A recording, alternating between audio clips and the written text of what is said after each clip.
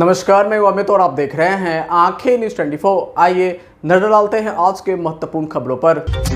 सेवा पखवाड़ा कार्यक्रम के अंतिम दिन केंद्रीय गृह राज्य मंत्री नित्यानंद राय ने कहा, हम लोगों को मेहनत पर है पूरा विश्वास। बिहार सरकार के मंत्री श्रवण कुमार ने प्रशांत किशोर पर कसा तंज। बापू टावर को लेकर मंत्री जयंत राज का बड़ा बयान, का हर भारतीय और बिहारी को बापू टावर जरूर देखना चाहिए। गांधी मैदान में होने वाले रावण वध कार्यक्रम को लेकर पटना डीएम ने लिया जायजा। और इन राज्यों में 2 दिनों तक भारी बारिश की मौसम विभाग ने दी चेतावनी, जारी किया बड़ा अलर्ट। नमस्कार, मैं अमित और आप देख रहे हैं आंखें न्यूज 24। केंद्रीय गृह राज्य मंत्री नित्यानंद राय ने सेवा पखवाड़ा के अंतिम दिन गांधी जयंती के अवसर पर सप्तमूर्ति के पास स्वच्छता अभियान की शुरुआत करते हुए आगे उन्होंने कहा कि हम लोगों को मेहनत पर विश्वास है और प्रधानमंत्री नरेंद्र मोदी से हमें प्रेरणा मिलती है। वहीं आगे उन्होंने कहा कि 17 सितंबर से लेकर 2 अक्टूबर तक यानी कि प्रधानमंत्री नरेंद्र मोदी के जन्मदिन के अवसर से गांधी जयंती तक भारतीय जनता पार्टी सेवा पखवाड़ा मनाती है। यह पूरा सेवा सप्ताह की प्रेरणा प्रधानमंत्री नरेंद्र मोदी से मिली है। बता दें कि गांधी जी स्वच्छता प्रिय थे। स्वतंत्रता की लड़ाई लड़ते लड़ते हुए भी उन्होंने स्वच्छता पर हमेशा जोर दिया था। आज भी है, माननीय प्रधानमंत्री से प्रेरणा हम लोग इसी बात की लेते हैं। 17 सितंबर से लेकर 2 अक्टूबर तक यानी कि प्रधानमंत्री जी के जन्मदिन से लेकर गांधी जी के जन्मदिन तक भारतीय जनता पार्टी पूरे देश में सेवा पखवाड़ा मना रही है।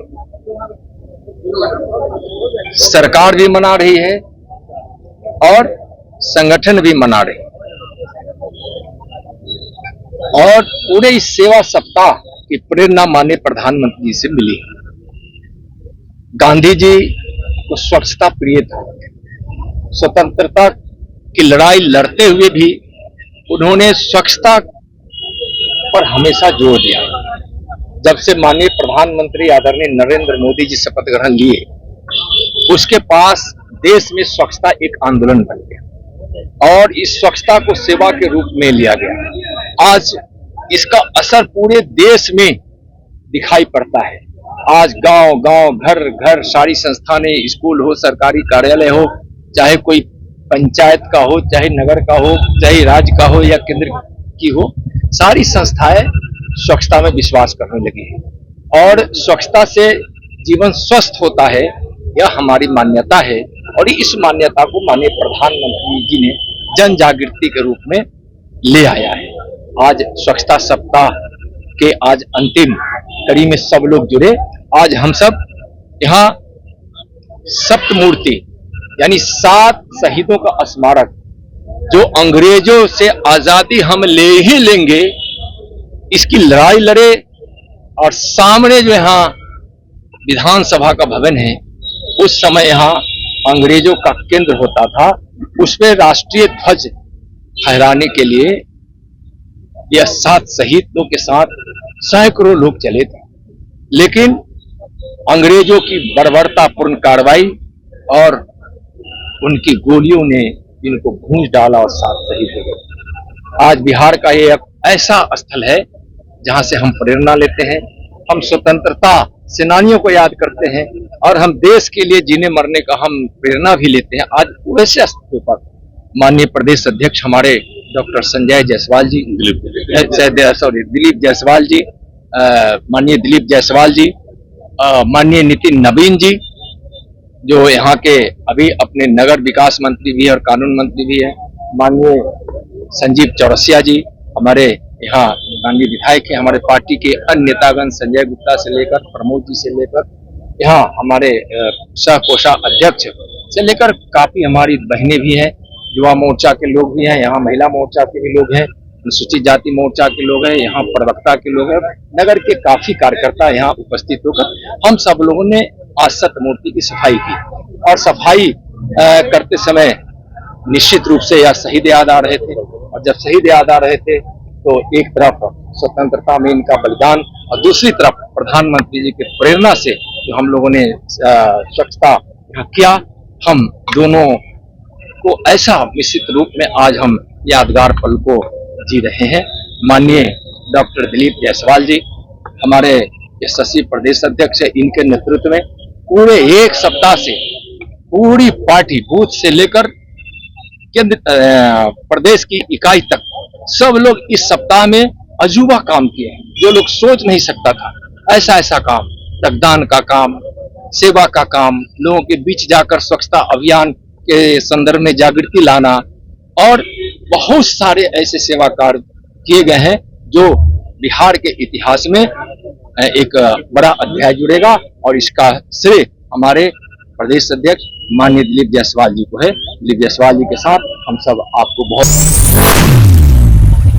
नमस्कार, मैं अमित और आप देख रहे हैं आंखें न्यूज 24। बिहार सरकार में मंत्री जयंत राज ने मीडिया से बात करते हुए उन्होंने कहा कि देश का सबसे सुंदर बापू टावर यहां बनकर तैयार हुआ है, बहुत आधुनिक है बापू टावर। वहीं गांधी जी की पूरी जीवनी को उसमें दिखाया गया है, उनके बचपन से लेकर उनके अंतिम समय तक के विस्तृत जानकारियां दी गई है। जो जानकारी किताब में मिलती है उससे भी डीप जानकारी वहां जाकर लोगों को मिलेगी। वहीं बापू टावर के शुरू होने से महात्मा गांधी का संदेश पूरे विश्व को जाएगा। वहीं आगे उन्होंने कहा कि मुख्यमंत्री नीतीश कुमार ने अपने पहल से बापू टावर को पटना में बनवाया है। हर भारतीय और बिहारी को बापू टावर जरूर देखना चाहिए।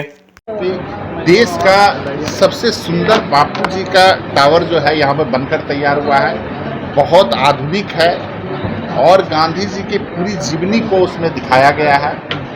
गांधी जी के बचपन से लेके उनके जो लास्ट समय है तब तक का जो है उसको पूरे चीज़ को विस्तृत रूप से दिखाया गया है और वहाँ पर जाने के बाद आपको विभिन्न तरह की जानकारियाँ किताब में मिलती हैं, उससे भी ज़्यादा डीप जानकारी आपको वहाँ पे मिलेगा।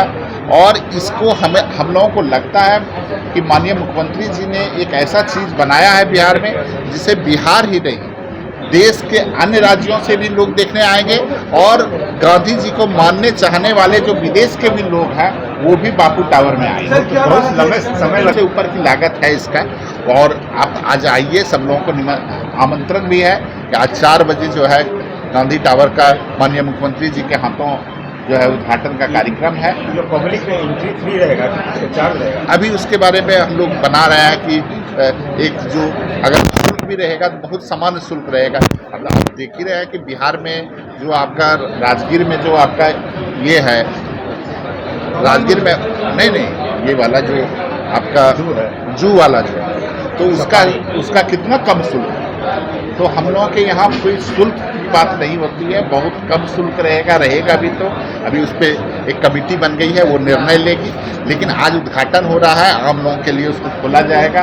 उसमें थिएटर भी है अपना, उसमें गांधी जी का पूरा चलचित्र रहेगा, हर जगह पे साउंड बॉक्स लगा हुआ है, तरह तरह की बातें बताई जाएंगी। बहुत मतलब आधुनिक तरीके का बना है और ये बिहार के लिए बहुत खुशी की बात है। देखिए, विपक्ष के लोगों का जो आरोप है बिल्कुल अनर्गल आरोप है। आप जान लीजिए 2015 में जब महागठबंधन की सरकार थी उसमें स्मार्ट मीटर लगना शुरू हुआ था और उस समय याद नहीं आया और स्मार्ट मीटर से बिजली को कंज्यूम जो लोग कंज्यूम करते हैं उसको कंज्यूम करने में जितना इस्तेमाल करेगा आदमी करना चाहता है उतना ही इस्तेमाल करेगा। थोड़ा बिजली बचत के लिए आप लोगों को भी प्रोत्साहन करना चाहिए, हम लोगों को सभी लोगों को बिजली को बचाना भी चाहिए। और एक बात जान लीजिए, इसमें वो लोग ज़्यादा व्याकुल हो रहे हैं, स्मार्ट मीटर का करने वाले वो लोग ज़्यादा व्याकुल हो रहे हैं। गरीब तो बिजली बिल देता, जिसका 100, 150, 200 रुपये बिल आता वो तो अपना बिजली बिल नहीं है, तो बिजता है चोरी का, उसको चोरी करने में दिक्कत होगा, इसके कारण स्मार्ट मीटर का विरोध कर रहा है। क्योंकि आरटीडी वाले चोरी करते हैं। अब मीटर की एक्यूरेसी कई से हमने जो पूरा मीटर हम लोगों का और नया मीटर है दोनों को एक साथ में लगा दिया है, उससे बिल्कुल पता चलता है कि बिल्कुल मीटर में और कई एक लोगों का बिजली बिल बशर्ते घटा है। क्योंकि आप मोबाइल में रिचार्ज करते हैं तो आपको पता होता है कि मेरे मोबाइल में इतना ही रिचार्ज बचा हुआ है। अगर पंखा दुरुपयोग हो रहा है तो उसको बंद कर दें। बिजली जहाँ दुरुपयोग, आज आप देखते होंगे कि कई एक जगह पे जाते हैं तो बिजली जो है दिन में भी बॉल जला के लोग रखता है। तो उस पर कम से कम बिजली हम लोग खरीद कर लाते हैं। सब्सिडाइज रेट पे बिजली देना पड़ता है, सरकार के ऊपर वहन करना पड़ता है। सरकार को बिजली को जो खरीदते हैं उसमें सरकार का जो पैसा लगता है वो भी आम लोगों का ही पैसा। अगर कोई चोरी करके उसका दुरुपयोग करता है तो समझ लीजिए वो दुरुपयोग किसी केवल वो नहीं कर रहा है, उसका भार किसी न किसी रूप में आपके ऊपर भी पड़ रहा है। चोरी करने वाले का भी बिजली बिल आम लोग ही कहीं ना कहीं से भुगतान करता है। चाहे सरकार सब्सिडी के रूप में अगर देती है तो सब्सिडी का पैसा भी तो जनता का ही पैसा है। अगर सब्सिडी का पैसा अगर मान लीजिए कि कोई चोरी करके बिजली जला रहा है और उस पैसे को अगर मान लीजिए कि सब्सिडी से हम लोग पैसा दे रहे हैं उसमें दे रहे हैं तो वो किसी न किसी लोगों के उपयोग क्या चीज़ है। अगर वो चोरी बिजली नहीं होता तो दूसरे काम में वो पैसा आता। तो एक बात जान लीजिए, ये जनता के हित के लिए ये मीटर लगाया जा रहा है, इसमें कहीं कोई ऐसी बात नहीं है। आप लोगों को भी अगर कोई ऐसी शंका है तो बिजली विभाग से इसके लिए पूरा व्यवस्था बनाया गया है। आप लोग भी उसको तह तक जान लीजिए, क्योंकि ये बिहार के हित के लिए है। हम लोग बिजली तो पैदा नहीं होता, बिजली को तो खरीदना पड़ता है, किसी कंपनी से खरीदना पड़ता है। तो उसमें जो भी पैसा लगता है आम लोगों का पैसा लगता है। तो जो भी चोरी कर रहा है तो चोरी करने वाले लोग इसका विरोध कर रहे हैं और लोगों को जो सामान्य लोग हैं उसको भड़काने का काम कर रहे हैं। ये बिल्कुल गलत है।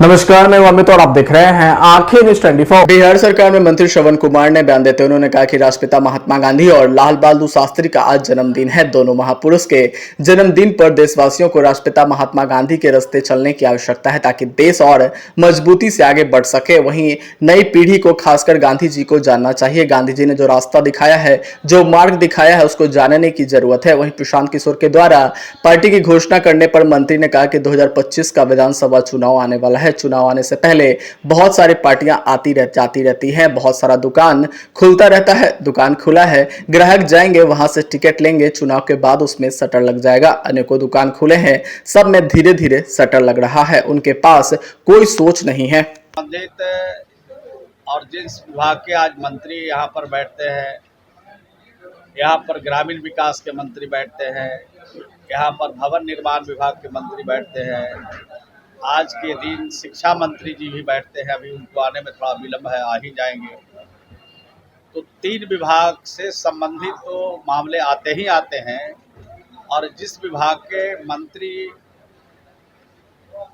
यहाँ पर बैठने की उनकी इंतजामी नहीं है, यानी एलआई पार्टी के मिनिस्टर है, उस विभाग से संबंधित भी यहाँ पर मामले आते हैं। तो उसका भी हम लोग निष्पादन करते हैं, उसका भी सुनते हैं, उनसे जो भी हो सकता है उनके समाधान के लिए हम लोग करते हैं।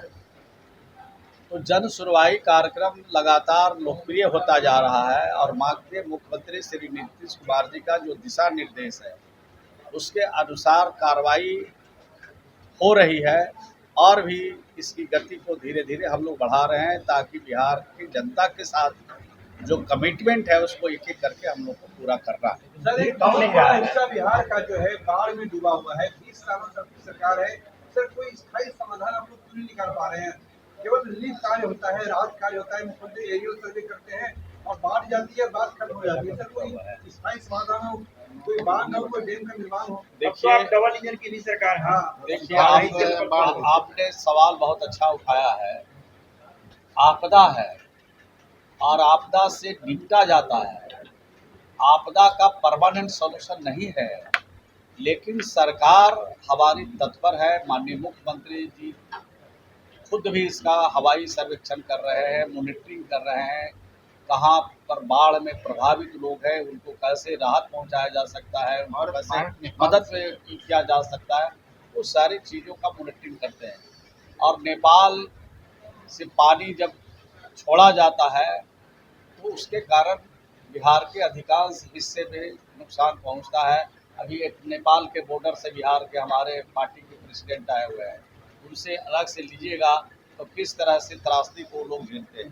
तो जो त्रासदी है उसका हम लोग मुकाबला करते हैं। और डबल इंजन की जहाँ तक बात आपने किया है, तो इस बार हम देने के लिए भारत सरकार ने बिहार को बाढ़ से बचाव के लिए भी और बाढ़ से कि परमानेंट निदान के लिए भी कैसे हो सकता है उपाय, उसके लिए भी धनराशि भारत लेकिन सरकार तटबंध करेगी। टूट जा रहा है, तटबंध टूट जा रहा है, उससे तो गड़बड़ है ना। जल संसाधन विभाग अगर अलर्ट रहे तो तटबंध तो नहीं चलेगा। नहीं, पानी जब अधिक आएगा और बांध पुरानी है, 20 साल 25 साल पहले बांध बंदी है और लगातार उस पर निगरानी रखा जा रहा है, लेकिन मैंने कहा आपदा है और आपदा से मुकाबला नहीं किया जा सकता है। अचानक अगर कोई जा रहा है, आदमी एक्सीडेंट कर जाता है, ये आपदा है। अचानक कहीं पानी अभी 5 फीट है और 20 फीट एक ही बार पानी आ जाएगा, तो ये जो आपदा है उससे निपटने के लिए सरकार की तैयारी रहती है।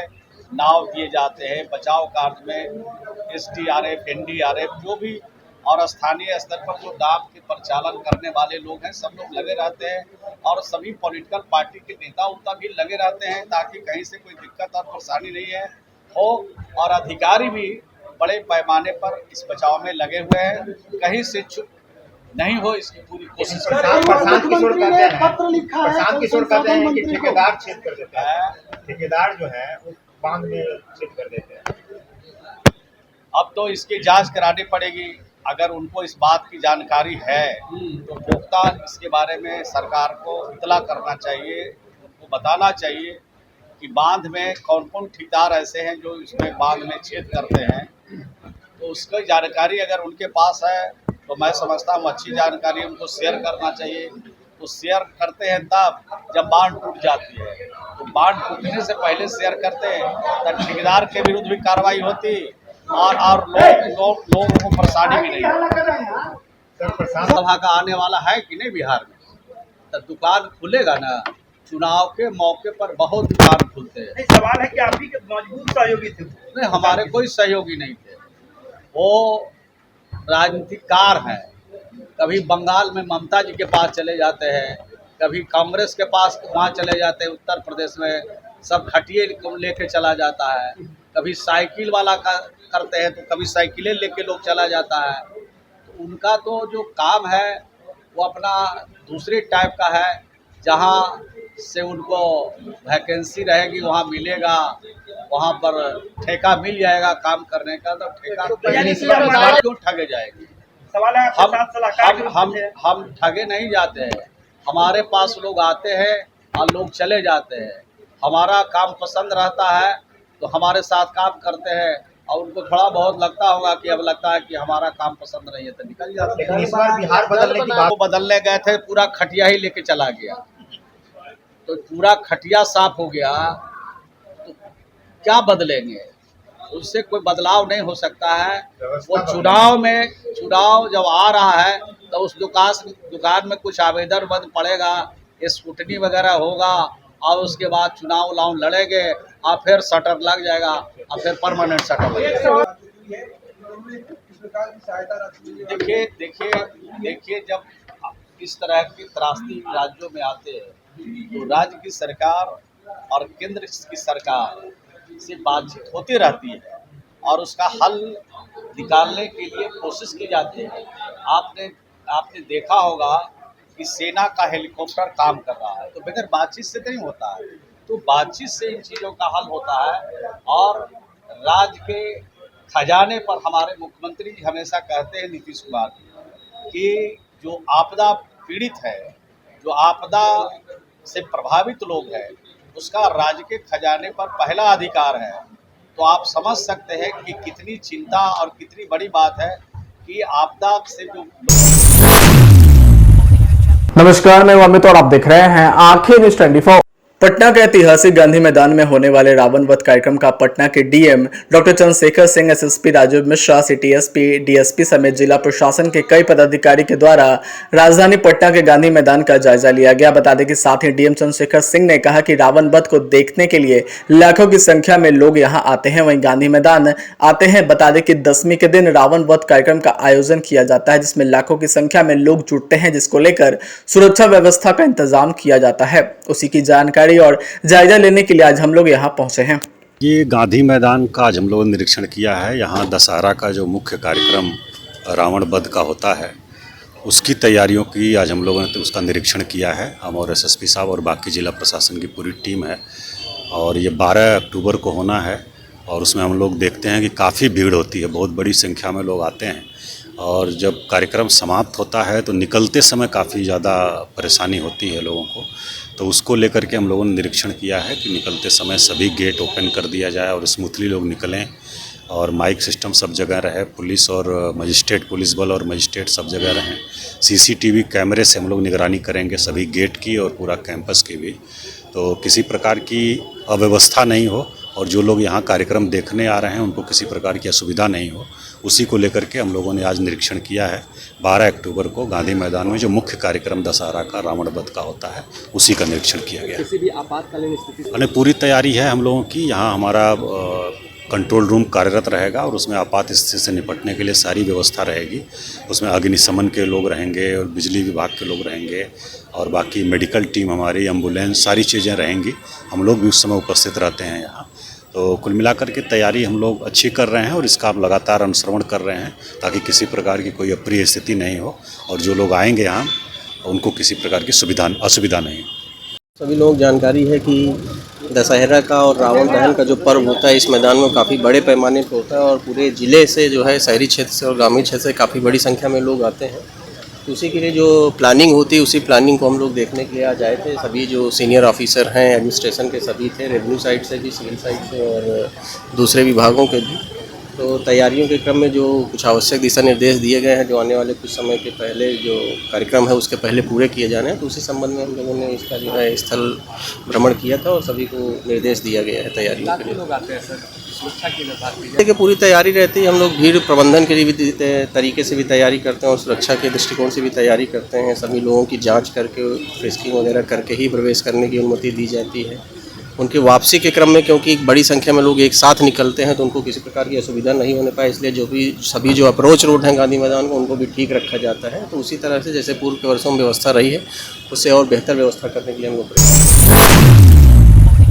नमस्कार, मैं अमित और आप देख रहे हैं आंखें न्यूज 24। देश के कई हिस्सों में अभी मानसून लगातार सक्रिय है और उसमें बारिश का दौर भी लगातार जारी है। इसी बीच मौसम विभाग ने एक बार फिर से देश के कई राज्यों में भारी बारिश की चेतावनी जारी कर दी है। बता दें कि मौसम विभाग की माने तो आज और कल यानी बुधवार और गुरुवार को पूर्वोत्तर के ज्यादातर राज्यों में झमाझम बारिश होने की संभावना है, जबकि दक्षिण राज्यों में भी आज बारिश का दौर देखने को मिल रहा है। इसी के साथ देश के कई राज्यों में अगले 5 दिनों तक मौसम ऐसा ही बना रहेगा। इस दौरान कहीं भारी तो कई हल्की बारिश होने की संभावना जताई गई है। वहीं भारत मौसम विज्ञान विभाग ने आज और कल यानी 2 और 3 अक्टूबर को पूर्वोत्तर के राज्य असम, मेघालय, अरुणाचल प्रदेश, नागालैंड, मणिपुर, मिजोरम और त्रिपुरा में भारी से बहुत भारी बारिश की चेतावनी जारी की है, जिसके चलते इन राज्यों में 2 दिनों के लिए ऑरेंज अलर्ट जारी किया गया है, जबकि दक्षिण भारतीय राज्य केरल और तमिलनाडु भारी बारिश का अलर्ट जारी किया है। इसके लिए इन दोनों राज्यों में अगले 2 दिनों के लिए येलो अलर्ट जारी किया गया है।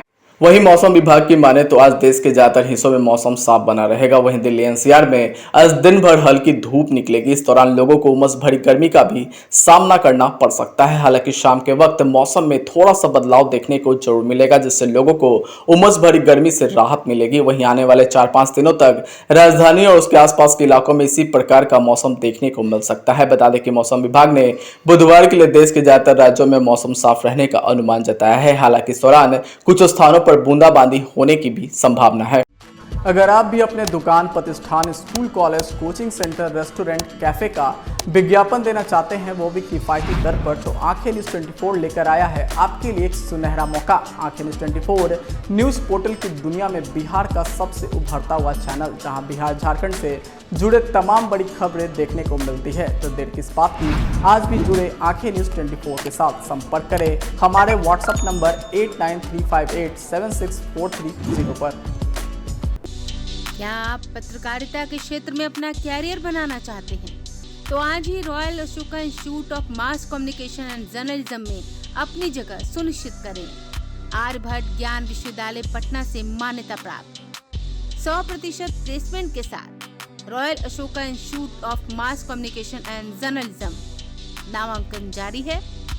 हमारा पता है DS/16 गायत्री मंदिर के समीप, कंकड़ बाग, पटना 8,20,000। आप हमें संपर्क भी कर सकते हैं। हमारा मोबाइल नंबर है 9955456126।